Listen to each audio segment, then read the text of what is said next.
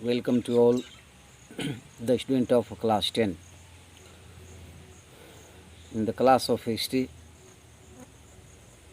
in my class. Due to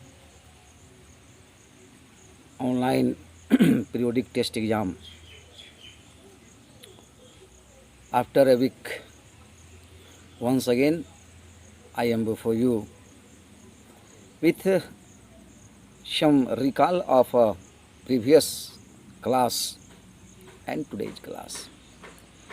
In previous class, we had discussed that when Mahatma Gandhi arrived in India in January 1915 from South Africa, he started a novel method of satyagraha with a mass agitation. It means a mass agitation, a type of a movement. Mahatma Gandhi had given the name Satyagraha. What was the vision of Mahatma Gandhi about Satyagraha? According to Mahatma Gandhi, what was the duty of oppressor?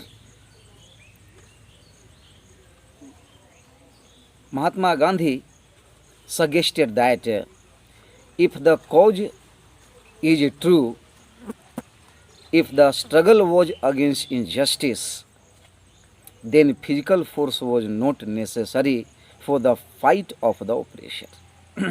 We have discussed about the vision of Mahatma Gandhi about Satyagraha. Here you open the page of history 55 at page number 55, and what was the special thinking, what was the special vision of Mahatma Gandhi about Satyagraha? You can see, you can watch in the box source A. Mahatma Gandhi on Satyagraha. What was the thinking of Mahatma Gandhi about the Satyagraha? It is said of passive resistance that it is the weapon of the weak. कहा जाता है कि जो निष्क्रिय प्रतिरोध है वह कमजोरों का हथियार है. It means non violence. But the power which is the subject of this article can be used only by the strong. Mahatma Gandhi कहते हैं कि लोग कहते हैं कि अहिंसा जो है वह कमज़ोरों का हथियार है, लेकिन यदि इसके तह में उतरा जाए और देखा जाए तो यह कमज़ोर का हथियार नहीं बल्कि यह मजबूत का हथियार है. महात्मा गांधी का ऐसा कहना है. This power is note passive resistance. ये जो शक्ति है नॉन वायलेंस का, यह निष्क्रिय प्रतिरोध नहीं है. Indeed it calls for intense activity. इसके लिए बहुत गहन सक्रियता की आवश्यकता होती है. महात्मा गांधी ने कहा ये जो नॉन वायलेंस है, सत्याग्रह है, यह कमज़ोर लोग नहीं कर सकते. जिसका मोरल हाई है, जो खुद पे विजय प्राप्त कर सकता है, वही नॉन वायलेंस को अपना हथियार बना सकता है. The movement in South Africa was not passive but active. Mahatma Gandhi ने कहा कि हमने जो साउथ अफ्रीका में रेसिस्ट रिजाइम के खिलाफ, नस्ल भेद के खिलाफ हमने जो मास एजिटेशन किया, सत्याग्रह किया, नॉन वायलेंस किया, वह कोई आसान काम नहीं था. यह निष्क्रिय नहीं था बल्कि यह सक्रिय था. ऐसा महात्मा गांधी का विजन था सत्याग्रह के बारे में. सत्याग्रह इज नॉट फिजिकल फोर्स. महात्मा गांधी ने कहा कि सत्याग्रह जो है वह शारीरिक ताकत का दिखावा नहीं करना है. इसमें ये satyagrahi does not inflict pain on the adversary. विपरीत परिस्थिति में भी जो सत्याग्रही है वह दर्द का अनुभव करते हुए भी सामने को यह नहीं समझा पाता कि मैं दर्द से पीड़ित हूँ। He does not seek his destruction, और वह अपने जो कमजोरी की, बर्बादी की जो कमजोरी है उसको भी शो नहीं करता। In the use of satyagraha, satyagraha के प्रयोग में, सत्याग्रह के प्रयोग में, there is no ill will whatever. जब सत्याग्रह करने आप चले हैं तो आपके मन में किसी प्रकार की दुर्भावना नहीं होनी चाहिए, आपका मन कलुषित नहीं होना चाहिए, आपका मन गंदे विचारों से नहीं भरा होना चाहिए। आप बस समझिए कि मैं एक बहुत ही उदात्त काम, a fantastic, the culmination work I am going to do, करने जा रहा हूँ एक बेहतर काम। Satyagraha is pure soul force. Gandhi ji ने कहा कि जो सत्याग्रह है वह प्योर आत्मा का बल है, यह आत्मा से स्टार्ट होता है। Truth is the very substance of the soul, और जो सच्चाई है वो ऐसे भी आत्मा की आवाज़ है। That is why this force is called satyagraha, इसीलिए तो इसे सत्याग्रह नाम दिया गया। आखिर इसे सत्याग्रह नाम क्यों दिया गया? The soul is informed with knowledge, और ये जो आत्मा है ज्ञान को जानता है। इस आत्मा से सत्य की परिचय होती है, ज्ञान की परिचय होती है। In it Burns the flame of love, और इससे प्यार का लौ जलता है, प्यार का दीपक निकलता है। Non violence is the supreme dharma, और इस प्रकार अहिंसा जो है वह सबसे बेहतर एक उदात्त धर्म के रूप में जाना जाता है। इतना ही नहीं, it is certain that, Mahatma Gandhi ने कहा कि यह सत्य है, यह सर्वविदित है, it is universal that can't rival Britain और Europe in force of arm, कि हम ब्रिटेन से, यूरोपियन कंट्री से अस्त्र शस्त्र से नहीं पार पाएंगे, उसे हम यूरोपियन कंट्री को नहीं हरा पाएंगे। शस्त्र के आधार पर, अस्त्र के आधार पर, वायलेंस के आधार पर नहीं हरा पाएंगे। The British worship the war God, यहाँ तक कि अंग्रेज जो हैं वह युद्ध की पूजा करते हैं, उनके दिलो दिमाग में युद्ध रहता है। और the British worship the war god and they can all of them become as they are becoming, तो हम उसे अस्त्र शस्त्र के बल पर नहीं हरा सकते। एंड बियरर ऑफ आर्म्स, सारे के सारे हथियार धारण करते हैं वे, और हम यदि सोचते हैं कि उनको हथियार के बल पे हरा दे, ये संभव नहीं है। The hundreds of million in India can never carry arms, और जितने इंडियन हैं, लाखों लाख जो इंडियन हैं, वो सब आर्म्स का यूज नहीं कर पाएंगे, नहीं कर सकते। तो they have made the religion of non violence their own, तो यदि वे आर्म्स का यूज करते हैं, यदि वे वायलेंस यूज करते हैं, तो हम नॉन वायलेंस यूज करेंगे। महात्मा गांधी का सुझाव था। और with this Nobel method of Satyagraha the advent of Mahatma Gandhi started in the history of India. Dear student, when Mahatma Gandhi returned from South Africa in 1915, Mahatma Gandhi took 2 years to read, to survey, to watch, to know better fully about peasant workers in rural areas, and visited village to village, and understood the problem of difficulties of Indian peasant, Indian farmers. And then in 1917 in Bihar, Operation Plan system was in prevalent in Bengal presidency in Bihar. Rajkumar Shukla and other peasant of indigo cultivation invited Mahatma Gandhi to coal West Champaran.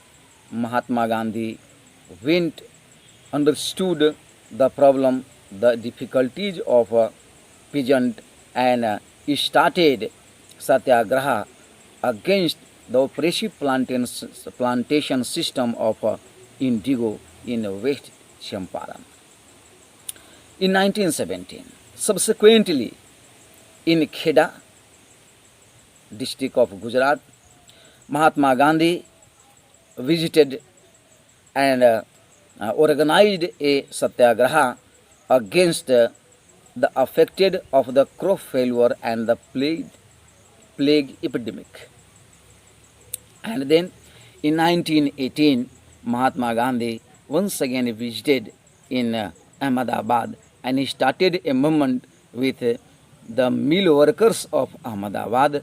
The main demand of the workers was to increase the remuneration, increase the wages and decrease the time hours.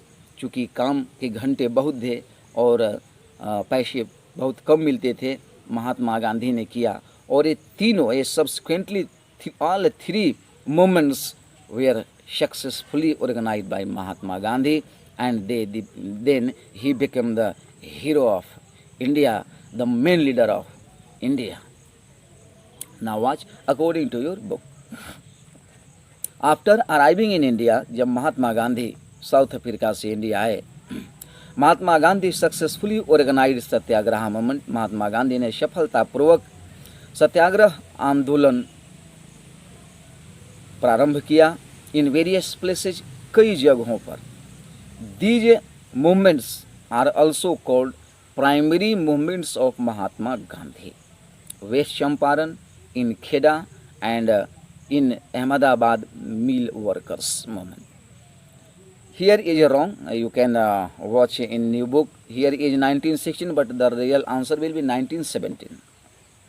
In 1917 he traveled to Champaran. 1917 में महात्मा गांधी चंपारण गए इन बिहार में, to inspire, वहाँ के लोगों को प्रेरित करने के लिए, द पिजेंट्स, स्पेशली वहाँ के किसानों को, who they are engaged in indigo plantation, indigo cultivation, जो नील की खेती में से जुड़े हुए थे, उनको इंस्पायर करने के लिए महात्मा गांधी गए।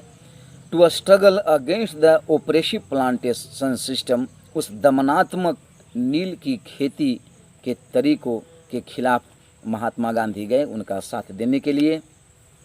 देन इन 1917, उसी वर्ष, सेम ईयर्स में, 1917 में ही ऑर्गेनाइज्ड ए सत्याग्रह, महात्मा गांधी ने एक और सत्याग्रह प्रारंभ किया, to support the peasant of Kheda, Gujarat के खेड़ा डिस्ट्रिक्ट के किसानों के समर्थन में। ये क्यों वहाँ पे भी मूवमेंट कर रहे थे लोग खेड़ा में? क्योंकि अफेक्टेड बाई क्रॉप्स फेल्यूअर, सारे फसल नष्ट हो चुके थे किसी कैलामिटी के चलते, नेचुरल डिजास्टर के चलते, तो सारे फसल नष्ट हो गए थे। एंड ए प्लेग एपिडेमिक, और प्लेग महामारी भी वहाँ फैल चुका था, और जो ब्रिटिश थे वे बहुत ही हार्ड तरीके से रेवेन्यू कलेक्ट करना चाहते थे, उनकी फसल नष्ट हो गई थी। The peasant of Kheda they are unable to pay the revenue taxes to the British, नहीं दे पा रहे थे, था ही नहीं तो क्या देंगे। तो the peasant of Kheda could not pay the revenue, नहीं रेवेन्यू को दे सकते थे। And we are demanding the revenue collection be relaxed, और जो कलेक्शन करने का जो तरीका था अंग्रेज़ों का बहुत ही हार्ड था, बहुत ही ऑपरेसिव था, उसमें रिलैक्सेशन चाहते थे पीजेंट ऑफ खेड़ा। तो महात्मा गांधी ने वहाँ भाग लिया और उनकी जो मांग थी उसे पूरा करवाया। तो पहले चंपारण सक्सेस किया, फिर खेड़ा का मूवमेंट भी सक्सेस किया। अब इन 1918 में महात्मा गांधी वेंट टू अहमदाबाद, महात्मा गांधी अहमदाबाद गए टू ऑर्गेनाइज सत्याग्रह, एक सत्याग्रह प्रारंभ करने के लिए। Movement among cotton mill workers, cotton mill workers में वहाँ का जो काम का पीरियड था वो बहुत ही लंबा था, 12 घंटे, 15 घंटे, 18 घंटे काम करवाए जाते थे, और रेमुनरेशन के रूप में पैसा के रूप में, मजदूरी के रूप में बहुत कम दिया जाता था। तो वहाँ के जो मिल वर्कर्स थे, इन चंपारण और खेड़ा मूवमेंट के सक्सेस के बाद उन्होंने गांधी जी को कॉल किया। गांधी जी वहाँ गए और उनकी भी मांग पूरी करवाई। एक चीज़ और मैं यहाँ बता सकता हूँ कि यह पूरे महात्मा गांधी का इंडिया में ये पहला ऐसा सत्याग्रह मूवमेंट था जिसमें महात्मा गांधी ने आमरण अनशन प्रारंभ किया था। मतलब जब तक हमारी मांग को आप पूरा नहीं करेंगे, मैं खाना नहीं खाऊंगा, मैं ऐसे ही भूखे मर जाऊंगा। ऐसे तो बाद में बहुत बार महात्मा गांधी ने किया, लेकिन इंडिया में ये पहली बार था जब फास्ट अनडू डेथ, ऐसा इन्होंने कहा कि हमारी बातें, हमारी मांगों को मानो, वरना मैं खाना नहीं खाऊंगा। तो वहाँ भी ऐसा किया और कॉटन मिल वर्कर्स की जो मांग थी वह गांधी जी के सहयोग से पूरा हुआ। और इस प्रकार लगातार तीनों चंपारण मूवमेंट और खेड़ा मूवमेंट और अहमदाबाद मिल वर्कर्स मूवमेंट, ये तीनों मूवमेंट के हिट होने से, सक्सेस होने से महात्मा गांधी इंडिया के एक बहुत ही नोन पर्सनालिटी बन गए और मेन लीडर के रूप में सामने आए। तो here your question is, examine the Satyagraha movement, examine the Satyagraha movement organized by Gandhiji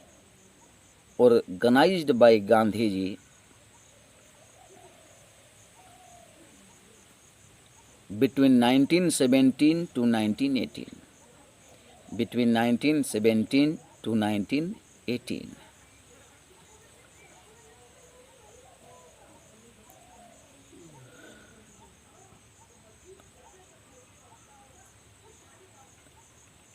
And your next topic is the Rowlatt Act, but we will discuss about Rowlatt Act in next videos.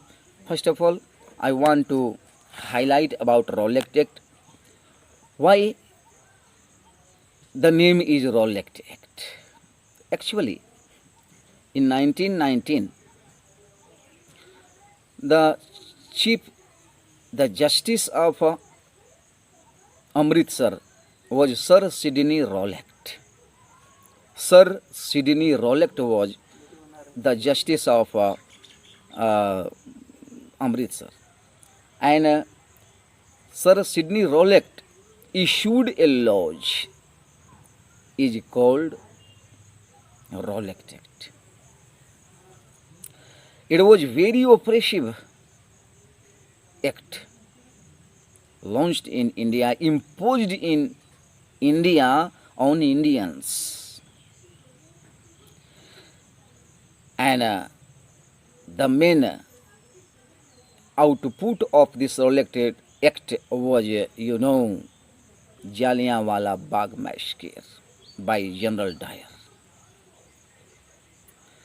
So, what was the thinking of Mahatma Gandhi about Rowlatt Act? Why did Gandhi ji launch a nationwide movement in India against Rowlatt Act? And which type of difficulties Indians were facing by Rowlatt Act? And how did Indian boycott Rowlatt Act? In these questions, the answer of these questions we will find in next videos. Now you have completed your periodic test exam with a novel method of online. I hope all of you are enjoying about this new method of your examination. Same like you watch video 2 or 3 times. I will send your materials on WhatsApp, and then thank you. Have a nice day.